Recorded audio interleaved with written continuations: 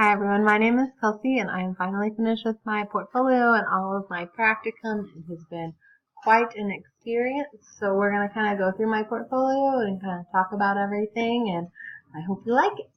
So first we're going to look at my information. This is my resume and my references. I kind of have a more interesting resume. It's not just education and education classes. I have taught for 3 years and done all of that, but currently I am a crime information specialist for the Plano Police Department. I do lots of background checks and policey things. I'm doing that. I was doing that while I was finishing my master's. Now that I am done, we will see what opportunities arise come next January to April and see where my career takes me. So I have all 6 standards in here. We're going to kind of go through each of them probably a little bit quickly so that we can get to some more exciting stuff, but I will go through the ups and downs of each standard and how I feel about them all. So for all of the standards, I was working either in a high school, middle school, or elementary school, and Geronimo, Oklahoma is a very small school, which made some of the things a little bit more difficult, but so standard 1 is the standard about leadership. I really wanted to see what a small collection looked like and what the research said about small collections and what the teachers of the school felt about what the collection that we have in the library did for them or didn't do for them. So my documentation is the reflection paper, and then I sent a survey out to all of the teachers about collections and kind of try to get the results. Now this was super frustrating because I really had to push teachers to get the information that I needed. So you'll see in the results when you look at that piece of the puzzle here that it was really hard to get participation. Now this is the survey that I created. We'll see how this link works. See if I can open the link like that. Yes, I can. So this is the survey that I sent out to the teachers. It just said what subjects they taught, because lots of teachers teach more than one subject. Do they feel like the library helps them? Do they use the library? What resources would they use if they were available? And what suggestions they had. For the most part, all the suggestions were about teaching, and I got very few teachers to actually participate. It was really difficult, which is something that I think is a small school thing. And it was just really hard.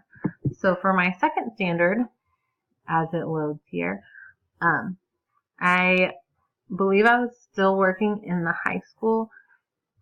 Nope, this is my middle school. I was working in the middle school, trying to help the middle school teacher that teaches, she actually teaches math, science, and English to middle school. She has the same students 3 hours a day. It's crazy. But I was trying to work with her on, she's really trying to use Google Classroom, so I was trying to give her a couple different resources that she could use. I created a handout, which you can see here, on creating technology integrated lessons. It's a 1-page handout. I just feel like that's something that's more usable for teachers. Multiple pages isn't something that I think all teachers, especially teachers with multiple preps, have time for. Had just some easier ways to insert different technology other than just Google Classroom into the classroom. And then down here I have the video and a link to that survey. So this standard was really fun. I used Nearpod to teach the students about gravity, and we watched a video, and then at the end of it, Ms. Gomez and I did a little activity where they got to jump and measure their jump and then calculate how far they would have jumped if they were on a different planet, because the gravity would be different. It was really fun to see the kids kind of understand what we were doing. So that is standard 2. Standard 3, as it loads. Sorry, my internet is a little bit slow sometimes, and my dogs are having a heyday over there. So if you hear them, that's what that noise is. Standard 3 is access.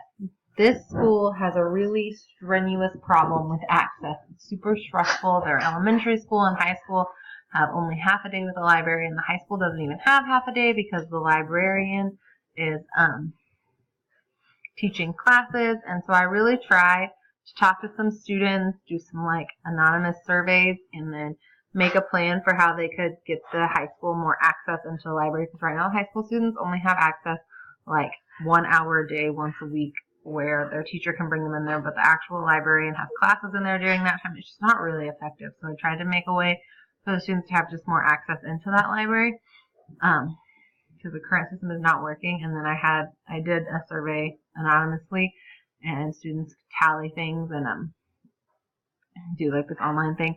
And so what I learned is that there's like 20% of students that don't have internet access or an internet accessible cell phone even, and that don't have a car or ways to get to a public library. And so it's really important that they have access to the school's library so that they can still learn how to use those resources and have access to resources when they need them. It was a really frustrating experience watching how little the high school had access to the library, whereas the elementary school, I mean, those kids, they got to come in multiple times a week in the morning for their but they only got to come in for like 20 minutes. And so it was just really hard to see how little the library had influence on the school. So the fourth standard is about promoting books. I really tried to do a Halloween book promotion, and I wanted it to turn out better. There's not a lot of space in either library. There's very small classrooms, and so I did it at the elementary school, and the librarian was very insistent on having as many books visible as possible, which made it hard to kind of make it cool looking. And we did decorate a little bit and stuff, but it just wasn't what I wanted it to be. I would have much rather had a separate stage for the books that I thought were cool and just switch them out as kids checked out the books, have just on different levels, on different height levels and stuff. That was my original plan. But we didn't really have the space for that or the stand to put them on, and she really wanted as many books as possible. So as you can see, as we scroll through some of these pictures, we have Halloween. That book got checked out immediately where that little yellow thing is. I did eventually find another Goosebumps book to put there, but I wasn't even ready for that when I was taking the picture. So you'll see later that it has been replaced. But we just tried to put books for all levels. These are a little bit different. I wanted to organize them more by level, and she kind of wanted them more integrated, so I went with what she wanted since it was for the library. We did just some fall decorations and just some really fun books, and then some scarier books higher up so the younger kids couldn't see them. We also did all the nonfiction books about ghosts and haunted places and aliens and stuff that I thought were really cool. And I thought that was kind of like a nice addition to having just all the fiction books out, because there are creepy things that happen that are nonfiction. It was cool to see the kids be really interested in Halloween and all of that, but I really wish that I could have set it up in a way that I thought was better, but she was really insistent on the way that she wanted it to be set up. And it is her library, and that is her prerogative. So next we're going to do data and data documentation as well as technology. This standard really focuses on inquiry-based learning and helping teachers incorporate different practices. So I created a data sheet for a Spanish teacher. I took data from her lesson. I put technology into her lesson so that we could see the difference and she could document how much better or worse they did with collaboration or technology, and she kind of had a way to compare and see what things worked and didn't work.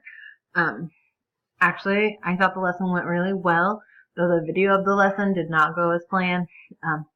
It's just you can't see the children as much. And so since it's a very computer-based, screen-based game, there's a lot of lull in the video. But the kids actually really enjoyed it, and you can hear them like getting excited about who's in first and who's in second. It went really well. I did attach the data documentation and the data from the lesson into the data document, and they did do better after having a lesson that was more like a technology game. And that may have just been because they got more they were shown the words and the definitions more often, but it also may have been because of what I did. So that's really neat. We're going to go to standard 6, and I'm going to push forward. So standard 6 is all about collection evaluation. I did a collection evaluation video and then made this recipe on how to create collection evaluation. I'm really proud of this. I thought it was a really innovative way to push this, and I think it would be a really good way to start a lecture. And if you were talking to other librarians about making a collection, evaluating a collection, especially in a small school, I think it's just a really fun way to like get the topic going. So aside from these, obviously we have our AASL standards, our Handy 5 lesson, our library policy handbook, journal articles, our principal interview, and our theorist paper. I'm not going to go through each and every one of these pieces. However, I use stuff from all of my lessons for my AASL standards. I pulled things from things I'd done in other classes, and I just thought it was really cool how well everything integrated into this final portfolio. I was really worried about what I was going to find as artifacts for this documentation, and I actually thought it went really well when I finally realized I should pull things that I'd already done. The library policy handbook was the hardest thing I did all semester. There are just so many pieces to making a handbook that is inclusive and that has everything that you need and that looks nice, and it's so much more difficult than you think when you look at one. So this was something that I really struggled with, and I had a lot of advice given to me, and it's finished now, but it was one of the most difficult things.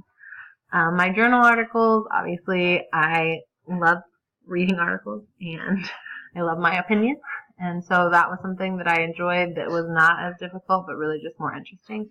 And so was my theorist paper. I've been working with these theorists for years and years and years, and so it was just very cool to finally get to see how all of them kind of put into one place the kind of human that I want to be, and the kind of teacher that I want to be, and the kind of librarian that I want to be. It's all about teaching to each student and pushing for each student to find something that they love, and how individuality is important, and how there is creativity and there are different ways to learn and different types of learners. And that's something that I think after taking these classes and doing all of this stuff that I have come to realize. And so I was really interested to see how it all fit together, and you can really see the kind of librarian that I strive to be in the theories that I chose for this. My principal interview went really well with the elementary principal. She loves the librarian and what she does, but as I stated before, it was just, they were really stressed for time when we did this, and so it was really hard to get a lot of the things that she wants. She would love the principal or the librarian to be more collaborative and more active, but obviously she can't be because she's not having enough time. She's only down there for a little while each day. And so you just got to see like the stress of a small school with less budget on the library and the library media program. My evaluations, my work log, and my reflections are all in here. I can honestly say that being a librarian is much different than I thought it was going to be. I expected a cushy reading job, and it is not that. There's so much more that a librarian does, and so much more she can do for a school and for an education environment. This class has taught me all of that, and I just feel very lucky to have made it this far and very prepared to go and try to be the best library media specialist that I can be, and to bring my theories on education and my newfound understanding of what it means to be a support of teachers and students and education and administrators and in charge of their own library, and try to pull that all together into being the best library media specialist possible. So thank you for your time, and I hope you have a wonderful rest of your day.